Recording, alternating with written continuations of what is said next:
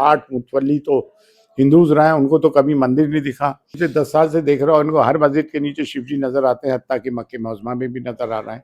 लेकिन prime minister को हस्तक्षेप करना चाहिए इस मामले में, ये चीजें देश के हित में नहीं है। और सारा ये तो बेकार की बातें कर रहे हैं। टुच्चा विष्णु गुप्ता जिसके ऊपर क्रिमिनल केसेस हैं, किताबें आज तक पढ़ी और अजमेर में शारदा के बाद भी कई किताबें अजमेर पे आई हैं, लेकिन उन किताबों में कहीं जिक्र नहीं है। लोगों ने शारदा को रेफर ही नहीं किया, माना ही नहीं है, जैसे उड़ती हुई बात कह दी।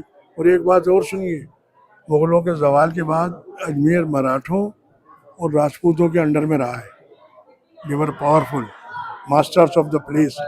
वो हिंदू नहीं थे क्या? वो दरगाह के मंदिर को उस वक्त ढूंढ के निकाल नहीं सकते थे क्या? कौन नुकसान? मराठों का तो जो जंग करते थे तो नारा ही हर हर महादेव का था। मैं अब्दुल वाहिद, आप देख रहे हैं द सच 11। अभी मैं मौजूद हूँ राजस्थान के अजमेर शरीफ में, और अजमेर शरीफ में ख्वाजा साहब की जो दरगाह है और उसमें अंजुमन कमेटी के जो सेक्रेटरी है सरवर चिश्ती साहब, मैं उनके ऑफिस में मौजूद हूँ। चिश्ती साहब से आज बात करेंगे जो अजमेर दरगाह को लेकर पूरे देश के अंदर मुद्दा छिड़ा हुआ है।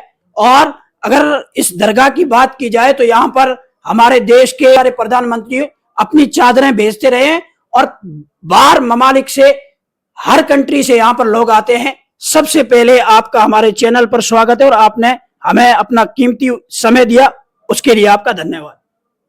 देखिए ये तो ख्वाजा गरीबनाज की दरगाह है जहाँ हर मजहब और मिल्लत के लोग आते हैं। 800 साल से यहाँ 8 मुतवल्ली तो हिंदूज रहे हैं, उनको तो कभी मंदिर नहीं दिखा।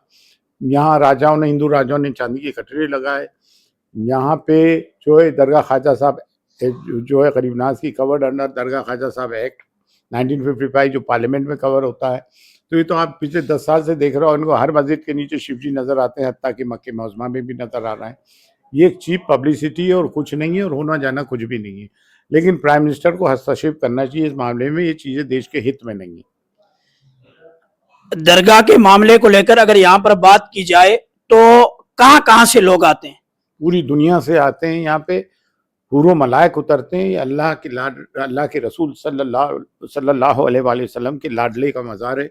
दुनिया भर के लोग आते हैं, हर धर्म जाति के लोग आते हैं, हर मस्तक के, हर डिनोमिनेशन के लोग आते हैं और अपनी मुरादें पाते हैं। ख्वाजा साहब के मज़ार की अगर बात की जाए या इस दरगाह की बात की जाए तो इसका क्या इतिहास है और इसको कितना टाइम हो गया है? 800 साल हो गए गरीबनाज के मज़ार को बने। 813 उससे 813 साल हो गए। जनवरी में उर्स आ रहा है। ये तो बेकार की बातें कर रहे हैं। टुच्चा विष्णु गुप्ता जिसके ऊपर क्रिमिनल केसेस हैं, वो आके केस कर देता है टीआरपी बढ़ाने के लिए, देश का माहौल खराब कर रहा है। इसको तो जेल में होना चाहिए इसकी जगह। ये तड़ी पार है, 2 साल से दिल्ली ने पुलिस ने तड़ी पार किया। इस तरह के लोगों को एंटरटेन कर रहा है केसेस को, जो एक हेरिटेज है उस पर और उसके ऊपर लोगों का हाथ है।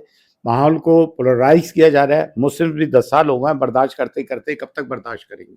अभी हम दरगाह में आ रहे थे तो हमने देखा कि लोगों का एक तरीके से हुजूम था।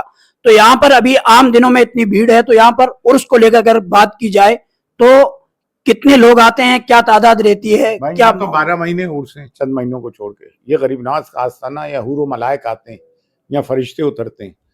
ये तो बड़ा, ये तो नाइबुन नबी अताए रसूल, ये रूहानी मरकज है भाई। हर मजहब व मिल्लत, हर तरह जाति के लोग फैजियाब होके जाते हैं।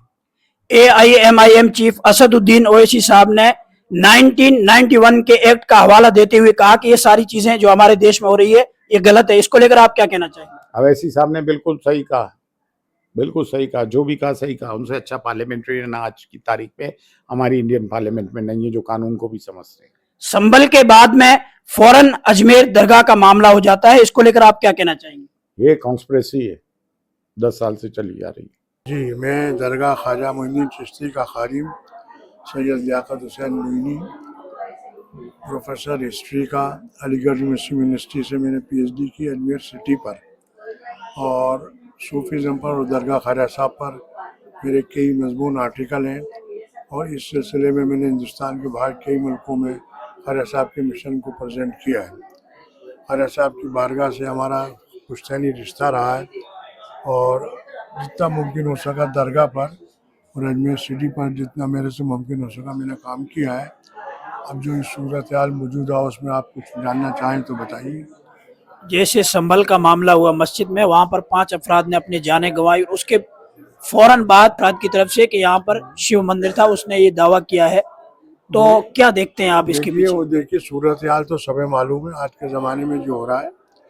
और हिंदुस्तान में 800 साल से ख्वाजा साहब के आने के बाद से एक कंपोजिट कल्चर की बुनियाद रखी गई जिसमें हिंदू और मुसलमान मेल मोहब्बत और आपसी भाईचारे के साथ रहते थे और रहते आए। राजा महाराजा बादशाह अपर लेवल के जितने लोग थे इन सबका एक आपसी संबंध था, माहौल अच्छा था। उसी माहौल के तहत जिन सूफियों की तालीम ने हिंदुस्तान का जो एक पूरा समाजी ढांचा था उसको ऐसा बनाया और ऐसा पेश किया कि जिसकी मिसाल दुनिया में नहीं मिलती है। कुछ लोगों के जहन में इस ज़माने में कुछ फितरत आई या नहीं आई, मामला क्या है, उनके जहन कुछ पलटे हुए हैं, लेकिन इससे हमारे पूरे समाज पे असर नहीं पड़ना है। मुझे आज भी दरगाह शरीफ में बैठ के मैंने देखा कि हज़ारों हिंदू भाई हमारे उसी अक़ीदत से आते हैं कि हम ख्वाजा के दरबार में जा रहे हैं। मैंने बार बार कहा कि यहाँ पर कोई मज़हब, धर्म, जात पात, ऊंच नीच की कैद नहीं है। आर्य साहब का दरबार सबके लिए खुला है और चूँकि वो हिंदुस्तान में हम लोगों के लिए, चाहे वो हिंदू हो या मुसलमान हो, सिख हो या ईसाई हो, अल्लाह की तरफ से रहमत बन के आए और ख्वाजा साहब की बारगाह से लोगों को फैज़ मिलता है, ब्लेसिंग्स होती है। तो आते हैं, अपनी श्रद्धा अक़ीदत से आते हैं। जहाँ तक मंदिर का सवाल का उधम है अजमेर का, सिवाय एक शारदा साहब के किताब के एक रेफरेंस के, वो भी ट्रेडिशन पर, मैं बार बार कह रहा हूँ ज़ुबानी सुनी हुई बातें हिस्ट्री नहीं होती है। शारदा साहब पढ़े लिखे आदमी थे, बहुत काबिल आदमी थे, मगर मेरी समझ में नहीं आया कि उन्होंने एक मामूली, जिसे कहते हैं सुनी सुनाई बात पर यकीन करके कैसे ये बात लिख दी। रहा सवाल संदल का, हिंदुओं को पेश करने का, तो ये बात भी आपको बता दूं कि दरगाह में जिस तरह बड़े बड़े लोग आते रहे हैं और ख्वाजा साहब की बारगाह में पेश होते रहे, राजे महाराजे, उसी तरह आवाम भी आती रही है। और इसी तरह दरगाह से हिंदुओं के एडमिनिस्ट्रेशन में भी एक रोल रहा है। दरगाह का जो एक एडमिनिस्ट्रेशन था सरकारी उस ज़माने का, उसमें हिंदू हजरात की पोस्टिंग होती रही है और वो अपने हिसाब से वो कार्रवाई करते भी थे। किसी ज़माने में किसी हिंदू को संदल सप्लाई करने का ऑर्डर मिल गया होगा तो इसका ये मतलब नहीं है कि वहाँ कोई मंदिर था। आज भी दरगाह के अंदर कॉन्ट्रैक्ट मिलते हैं लाइटिंग के, शीरनी सप्लाई करने के। पुराने ज़माने में ठेकेदार सब लेते, मोमबत्तियाँ उस ज़माने में देते थे, मोम पेश, तो वो तो कारोबारी मामला और श्रद्धा का था। हिंदू भी थे, मुसलमान भी थे। अब आप उसको इस तरह हाईलाइट कर दें कि साहब ये तो मंदिर की वजह से पुष्कर से गुलाब आता है, चढ़ता है दरगाह में, तो इसका ये मतलब तो नहीं कि पुष्कर से आ रहा है तो वो मंदिर की वजह से आ रहा है। ये तो एक श्रद्धा भी है और कारोबार भी है, तो इसको इस तरह गलत इंटरप्रिटेशन करना मुनासिब नहीं है। दरगाह में आपका ये मतलब है कि इसका हकीकत से कुछ लेना देना नहीं? का दूर दूर तक वास्ता नहीं है। मैंने जितनी किताबें आज तक पढ़ी हैं और अजमेर में शारदा के बाद भी कई किताबें अजमेर पे आई हैं, लेकिन उन किताबों में कहीं जिक्र नहीं है। लोगों ने शारदा को रेफर ही नहीं किया, माना ही नहीं है, जैसे उड़ती हुई बात कह दी। और एक बात और सुनिए, मुग़लों के ज़वाल के बाद अजमेर मराठों और राजपूतों के अंडर में रहा है। They were powerful masters of the place.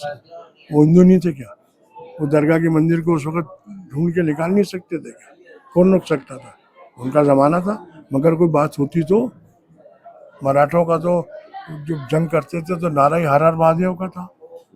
जब नारा महादेव का लगा रहा था, महादेव के मंदिर की तो तलाश कर लेते, मगर कोई बात होती तो। बिल्कुल, आपका ये कहना है कि अगर ऐसा कुछ होता तो उनके हाँ। दौर में ही हो जाता। हाँ क्या वो बेचारे श्रद्धा नहीं रखते थे महादेव से? वो ख्वाजा साहब से श्रद्धा थी। आते थे, इन्होंने ग्रांट दी, मेरे पास डॉक्यूमेंट्स है। हिंदू राजाओं ने बड़े बड़े काम किए हैं यहाँ, दरगाह में हिंदुओं ने सेवाएं की हैं, दरगाह से हिंदुओं को वजीफे मिलते थे, मंदिर तक को देख हनुमान के वजीफा मिला लंगर से। तो ये सब बातें आज के ज़माने में सब दिख रही है, सब आप समझते हैं क्यों है, पावर में आने की बात है। और एक बात और है, हर आदमी सोचता है कि टॉल फॉल बक के नाम हो जाएगा। वो शायर का शेर है ना कि अगर क्या बदनाम ना होंगे तो क्या नाम ना होगा, वो वाला खेल है।